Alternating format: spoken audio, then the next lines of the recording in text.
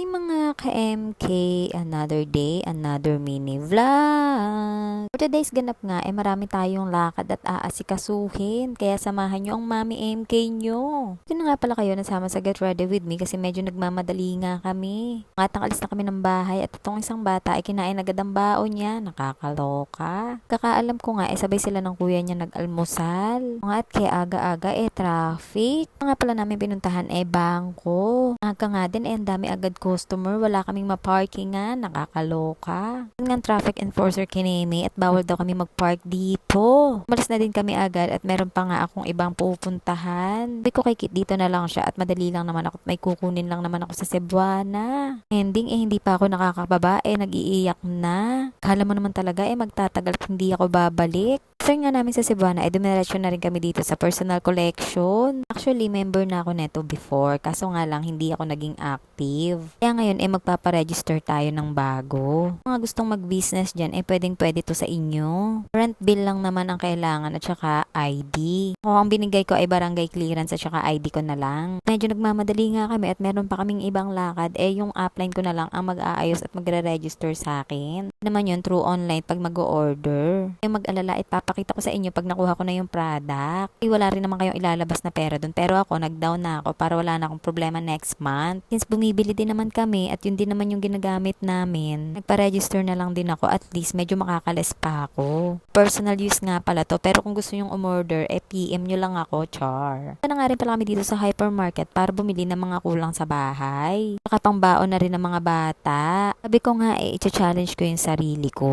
Trending ngayon na 1 week 1K challenge. So lang mga ka-MK, parang hindi yata carry. Mamahal na kasi ng mga bilihin ngayon. Lahat nagtaasan at nagmahalan. Sana all. Kami pa naman biskwit at tinapay ang mga bata yung mga inumin na lang ang pinagkukuha ko. Ito talagang pinaka-favorite ni Kit at saka ni Crane, yung yogurt. Naman ako nagustuhan ko siya kasi masarap nga. Pansinin nyo, puro inumin lang yung pinagkukuha ko. Meron pa nga silang ibang stock. Dagan ko na nga lang. Dahil nga makulit si Kit, dun muna siya sa pinsan ko, nakasakay sa pushcart. Kala mo naman talaga, napaka-behave. Okay na yun nandyan siya, at least makakapamili ako ng mga bibilin ko. Naman maghabol-habol ako, ang ending hindi ko mabibili yung mga dapat kong bilhin. Ito nga lang, yung mga nilalagay sa cart, gusto nang kainin agad. O ayan, di ba hindi naman halata. Kaloka kang bata ka, hindi pa nga natin nababayaran, gusto mo na agad kainin. For 1 week nga lang pala yung mga binili namin, pambaon lang talaga at pangkain nila. Sure naman, lalabas pa rin naman ulit kami. For sure, hindi yan aabot ng 1 week sa kanila. Lalo na kay Kit, ba? Hindi pa nga nakakauwi at hindi pa nababayaran, kinakain agad. Makakahula nga pala kung magkano ang napamili namin sa groceries, bibigyan ko ng GCash, char. Pili lang ako ng isang winner. Panoorin nyo hanggang dulo at ibibigay ko ang mechanic.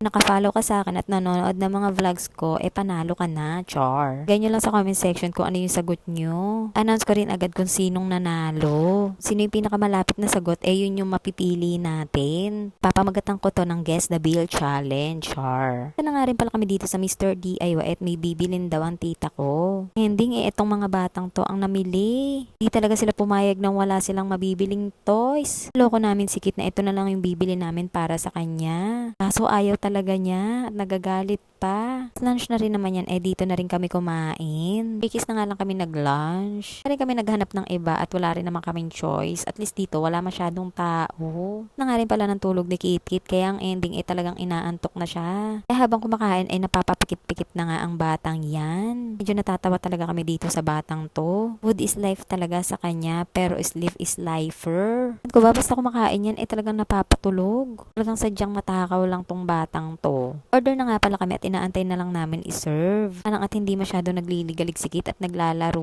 pa. Pero talaga maya-maya talagang makakatulog na yan. Dirity na kasi talaga niya ang matulog sa tanghali. Hindi ako masyado nahihirapan patulogin si Kit at nagkukusa na nga.